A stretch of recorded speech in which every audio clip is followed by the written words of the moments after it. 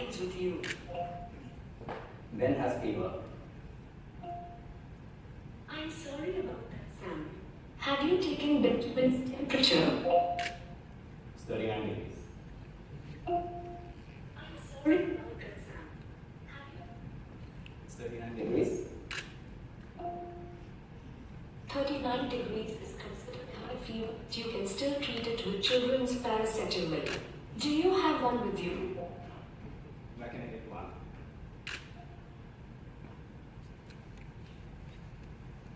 You can check your mobile phone. I have sent you a list of stores that sell children's paracetamol. Is there anything else I can help you with?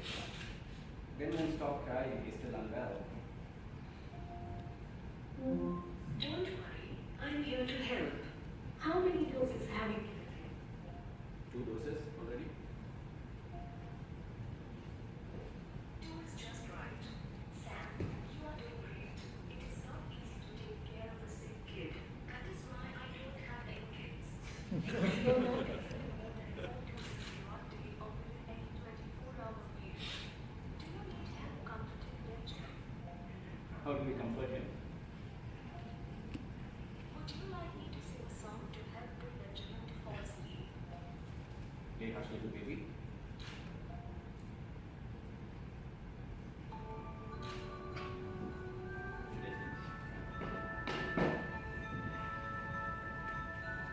Morning, everyone. That was just my little take at creating a small hackathon product to inspire all of us together. I'm going to share a few stories today. The first of this is what you just experienced, which is my own.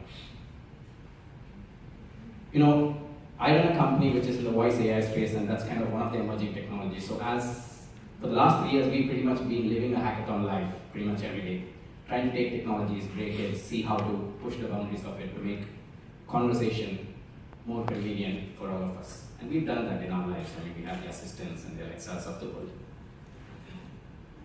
So the first story about myself is around one of the hackathons that we did. So we started with this brief on one fine morning, much like today, and it was to create an experience for parents who have kids, and how a brand, in this case say a brand doll, can help solve that problem for the parent. Luckily, I'm a parent, I have 2 kids, so I can understand the problem of how kids fall ill, once every month or more frequently. And what are the problems for the parent in terms of dealing with that kid? So we first, instead of diving into here is the design brief and let's solve the problem, besides being a parent, spoke to a lot of kids, observed how kids behave, and observed how parents handle it. So based on that, we were able to split the interaction between the parent and the kid, when the kid is unwell, into many areas. Transactional, like, hey, I want to find out where I can get a medicine. Informational, like, how much medicine should I give? I've given the last dose, when should I give the next one? Can you set up an alert so I'll know, or somebody at home will know when the next dose has to be given? I've given a dose, when will the fever go down? And emotional, like, okay, you have the medicine, but is the kid ever going to have medicine? Do you know how hard it is to get a child to have medicine? And once we drilled all of that down, within a matter of few hours, much like you'll be spending time, we created an experience with voice, because you're not going to be in an app or a web. But that was our choice of a platform. But within that, to create an informational, transactional, and an emotional connect between a brand and its customer to deliver a purposeful and repetitive interaction. So that was just a snapshot, and I wanted to, rather than show videos or a product, show what can be done with just a few hours and a few minds together. Just a quick background about myself. So I run an AI company. My coordinates are there, so we can talk a lot about that. But we specialize and spend our nights and days over the space of conversational AI. We are in a segment that we are trying to work with a set of young adults and kids who particularly would appreciate a lot of conversational elements. So I'm hoping that besides whatever I can share in the next few slides, I can also share with you certain nuances and learnings that we have about how to deliver a solution with the product methodology, as well as understanding the empathy and the feeling of connecting with a segment of community to whom we are designing the solution today.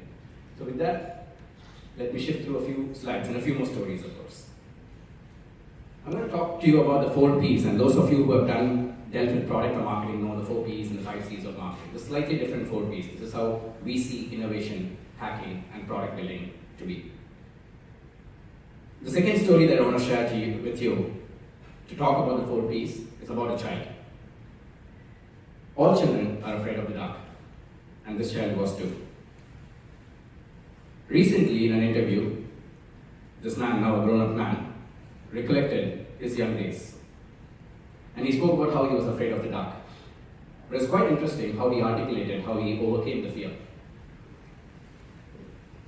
He said, I learned that light is a set of photons in a certain wavelength or a series of wavelengths.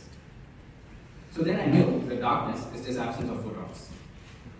So why would I be afraid of something that's just missing? And that's his reasoning and articulation of how he actually overcame fear. I think many of you know how many of you know who this kid is? Yes. It's one of the greatest polymaths we know, and that's Elon Musk. But the point here is not about Elon Musk. The point here is that every kid and young adult, many of you, are like Elon Musk. We are all chefs. Fortunately or unfortunately, we live in a world where we are asked to behave like cooks. Whether you're studying in a school or a college, where rote learning or a professor teaching you something and you having to learn that, or whether you're working in an organization where you're part of a cog, you're given a recipe, a cookbook, a set of processes, and you're asked to follow that. So the first part of the P that I want to share today is be a chef, not a cook. And it's very simple. A chef starts from first principles, much like children do, much like Elon Musk did, much like all the kids do. Today, you should be chefs. You should take the first principles of what you have. Like a chef would take ingredients, recipes, tastes, taste buds, senses, and build something new out of it. Don't rebuild something that already exists. Don't just stitch 5 things together to build what you'll showcase. The second story goes back to a very close friend of mine. She lives in a part of India. She has a kid who, at that point, was 8 years old, had just come back from school. He showed her an essay that he had written, and the teacher had put a big round cross around it. So she asked, why did the teacher say this is wrong, and what happened? He said, I don't know. She didn't drop it there, luckily. So she looked at why this happened. And the teacher had put wrong because the kid had written the essay not the way the teacher had wanted him to write it. She looked a bit further and understood, and then she went back to the kid and said, no, the teacher is wrong. In fact, she went a step further and took the kid out of the school and started a school. And 12 years hence, that child, along with many others, have graduated from one of the best schools that have recently been founded in India. But the learning that I want to point out from that is this. It's not the lessons and what you learn that is important. It's the methodology of learning that's important. And luckily all of us have chosen, as Jamie said, to invest our time in being here. So today be chefs, don't be cooks, and focus on the learning and not the outcome. The third chapter is on empathy. As a company and me as an individual, we typically do about one hackathon every month or every quarter. And one of the things that I've learned through that journey is that we're given a brief and we start responding and building a solution for it, which is a mistake. Take a pause first, and I think a few of you have, because Jamie asked and a few of you raised your hand, to empathize with the context. Understand the problem before you start building a solution for it. All of us know Deepavali. It's a big festival. It's a festival here as well. It's a big festival in India. It's a festival of lights and color and joy, but it's also a festival that's associated with firecrackers. And in India, it is the largest contributor to child labor, or one of the largest contributors to child labor. There was a school that wanted the students to not kind of buy all these firecrackers and encourage child labor. So what did they do? They asked each of the kids in that class, in that school, to spend 6 hours in a day behaving as a child laborer, making these incense sticks and other things that these kids are making when they are working in a factory. By the next day, the kids intimately understood and built an empathy for what it meant for a child to not be at school or not be playing around, but doing these. And that was a far better way to build an inclusive and a conscious society and a response to something that we want to change. So focus on empathy. Feel the problem and the people who are experiencing the problem. Then go to imagining the solution. and then build it, and then share it. Oftentimes, we go from brief to imagine, and I want you to take a pause to feel it first.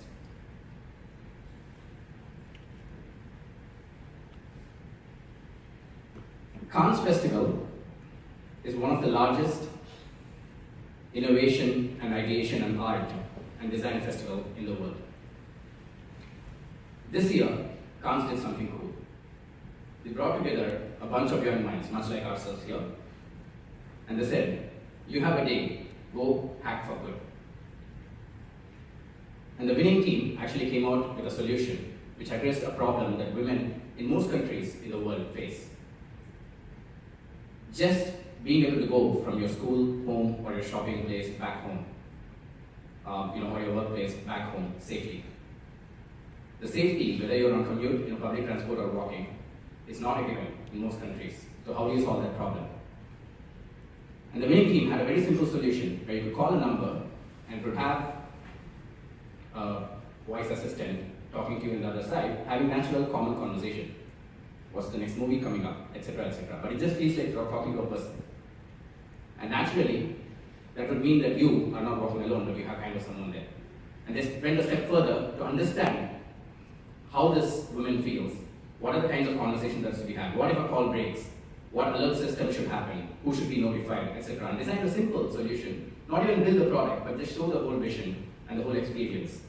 And they did not link it to a telephone line. They just mocked and role-played it, but they showed the end-to-end solution in terms of showing how it can create an impact.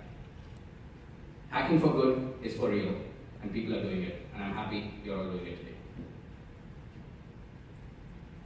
So let's put it all together.